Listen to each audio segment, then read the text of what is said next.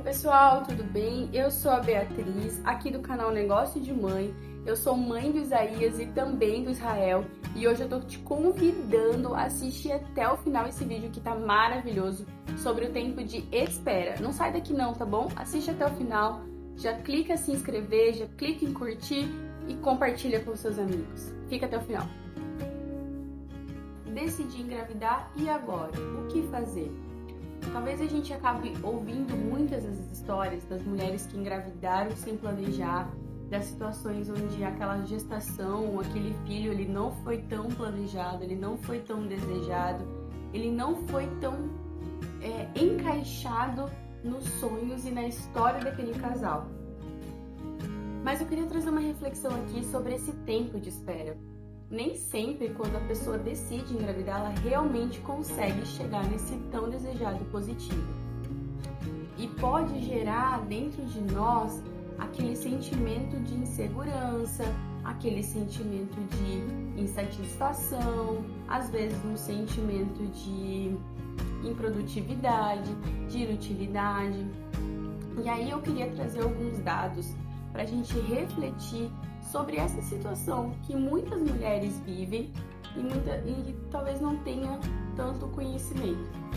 Existem algumas fontes que trazem alguns dados e eu queria trazer aqui para vocês de forma bem específica para a gente refletir.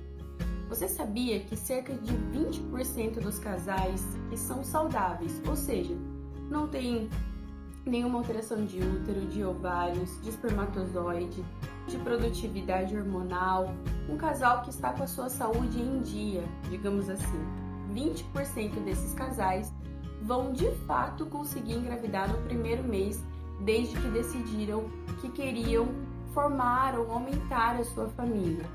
E aí eu te digo, a cada 10 casais então, que tomaram uma decisão de que agora querem se tornar pais, que vão buscar esse lugar da maternidade e da paternidade, apenas 2 vão conseguir logo em seguida. 8 desses casais não vão atingir esse tão desejado positivo. E aí pode começar uma onda de frustrações ou até mesmo de angústias, de ansiedades, porque não dá para saber o que esperar. Após um ano das tentativas, que é o que geralmente os médicos falam que ainda é considerado normal, cerca de 85% desses casais vão conseguir realmente, de fato, engravidar. Já aumentou bastante, né? De 20 para 85. Mas nem sempre isso acontece também, porque existem alguns fatores que podem influenciar. Por exemplo, hoje, na sociedade que nós estamos, nós mulheres acabamos optando por prorrogar um pouco mais a gestação. Às vezes por carreira, às vezes porque demorou um pouco mais para casar, às vezes porque decidiu que precisava trabalhar para ajudar a conquistar algumas coisas em relação à vida de casal. E aí, quanto mais passa a idade, mais difícil fica para nós. E até mais ou menos ali uns 35 anos da mulher, ainda os índices são mais favoráveis. Depois dos 35 anos, eles começam a cair, a porcentagem de probabilidade de uma gestação natural, sem nenhum tipo de intervenção de tratamento, ela começa a cair de forma exponencial. Então, a cada ano, se eu não me engano, a cada 2 anos, cai cerca de 5% da probabilidade de uma gestação natural, ou seja, sem nenhum uso de métodos suporte para que essa gestação de fato aconteça. E aí tem um outro dado que às vezes a gente acaba não pensando muito, que é sobre atribuir a dificuldade de gestação, de engravidar, geralmente à mulher. Mas eu queria trazer essa informação porque eu sei que alguns homens, alguns futuros papais ou até mesmo quem já é pai e deseja ter mais filhos, podem não se ligar nisso, mas é importante que você saiba. A probabilidade da infertilidade ou da dificuldade de gestação não acontecer, ela é igual para os dois sexos. Então, ela é cerca de 30% de causas femininas e cerca também de 30% de causas masculinas. Por isso que é muito importante o casal, quando ele não está conseguindo engravidar ali no tempo esperado, da forma que deveria acontecer, sempre procurar entender, pesquisar, avaliar, né, fazer os exames devidos, fazer os acompanhamentos devidos para descobrir qual a origem, e não necessariamente que a origem dessas dificuldades ela vai ser da mulher, às vezes ela pode ser do homem. Existem alguns preconceitos, existem algumas dificuldades socialmente para que alguns exames masculinos sejam feitos, e eu entendo de fato que deve ser muito constrangedor, mas eu queria encorajar a você, homem, que está ouvindo aqui esse vídeo, que está aqui no canal Negócio de Mãe.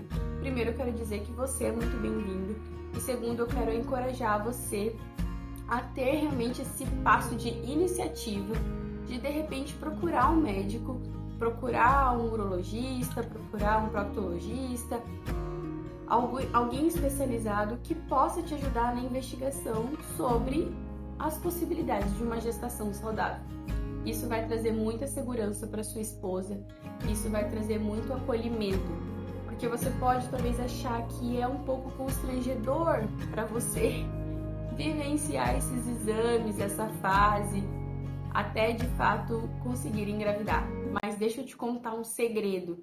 Nós mulheres passamos por situações constrangedoras em consultórios ginecológicos desde que a gente precisa iniciar esse acompanhamento.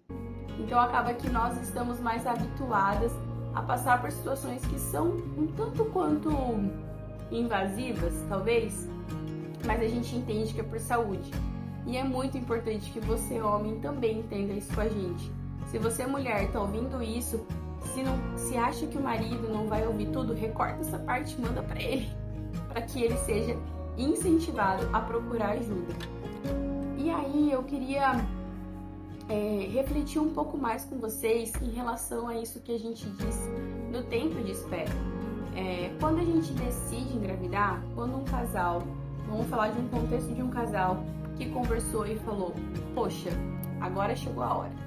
Acho que a gente precisa engravidar, acho que está na hora da gente aumentar a nossa família, vamos viver esse desafio, enfim, estamos prontos para tentar.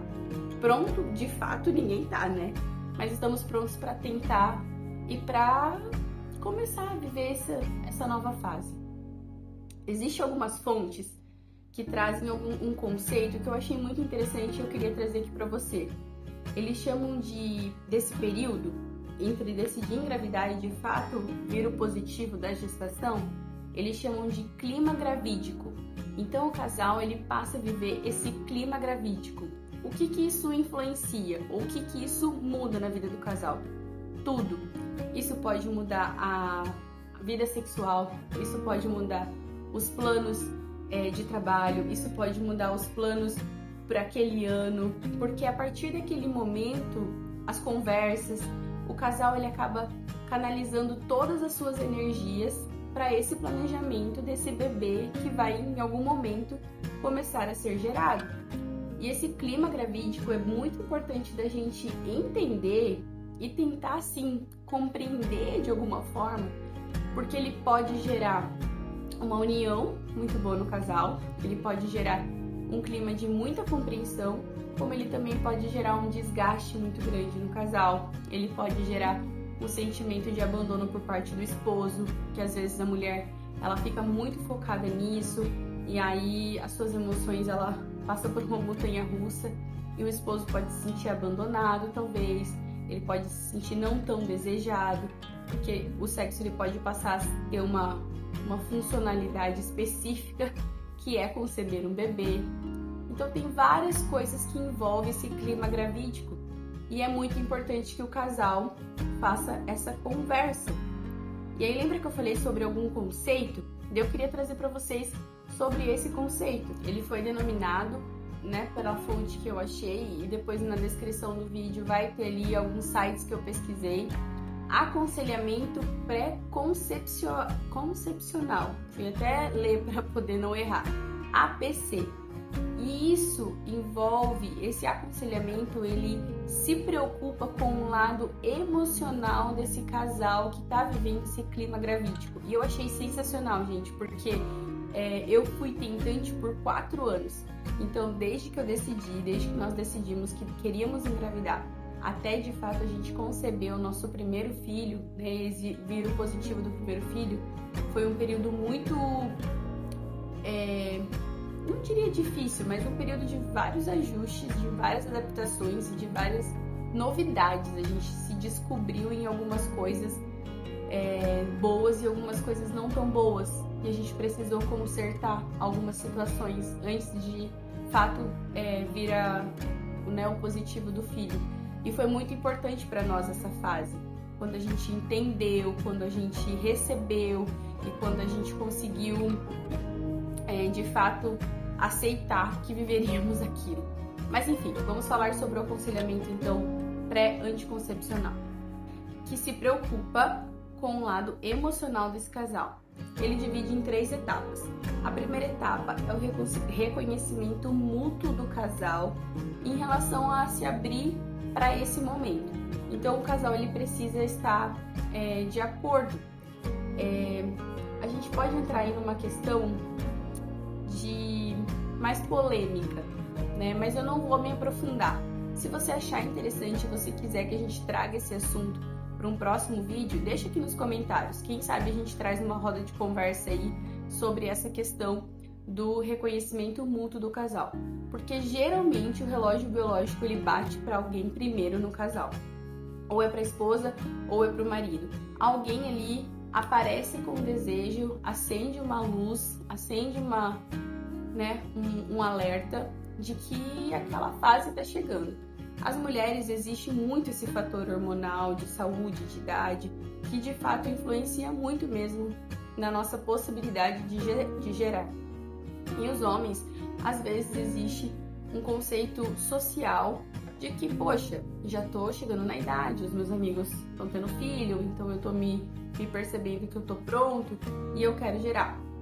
E aí pode acontecer do outro, né? Tanto a esposa sentir a necessidade e o marido não, ou do marido sentir a necessidade e da esposa não se sentir pronta. Então é bem importante que essa conversa aconteça como uma primeira etapa para que haja esse reconhecimento mútuo. Não, vamos tentar. A segunda etapa seria a análise dos resultados dos exames laboratoriais. Então é aquela fase que eu disse, não é uma gravidez que aconteceu, é uma gravidez que está sendo esperada, talvez não planejada, mas assim, poxa, estamos falando sobre isso. Vai fazer um exame, a mulher vai fazer o exame, o homem vai procurar como é que saber que está com a saúde, faz um exame de sangue, vai ver as vitaminas, vai fazer uma atividade física, procura cuidar do seu corpo. E aí, falando especificamente da mulher, é um turbilhão de hormônios, gente. São mudanças físicas que a gente sente. E de fato, o nosso corpo ele sente mesmo dores, a gente sente alterações do centro de gravidade, né? O nosso equilíbrio fica meio prejudicado. Então, eu aconselho você a pensar na preparação do teu corpo no geral, não só na parte hormonal, não só em tomar vitaminas e coisa errada, mas também a pensar no seu lado físico, porque você vai precisar. E o pai vai precisar muito do preparo físico e emocional para quando vier essa criança. Primeiro na gestação, porque a gente fica meio maluca quando tá grávida. Segundo, para quando esse bebê nascer, esse pai vai precisar fazer também esforços, também vai precisar fazer renúncias. Então, essa segunda etapa, ela é essencial pro pós, né? Mas a gente tá falando de esperar, então não vamos atropelar as coisas. E a terceira e a última etapa desse aconselhamento seria o acompanhamento orientado até o momento da gestação. Às vezes a gente se engana que uma gestação, uma gestação planejada, no caso, ou desejada, ela vai começar a ser acompanhada a partir do momento do positivo, da concepção de fato, que aí se chama pré-natal, né?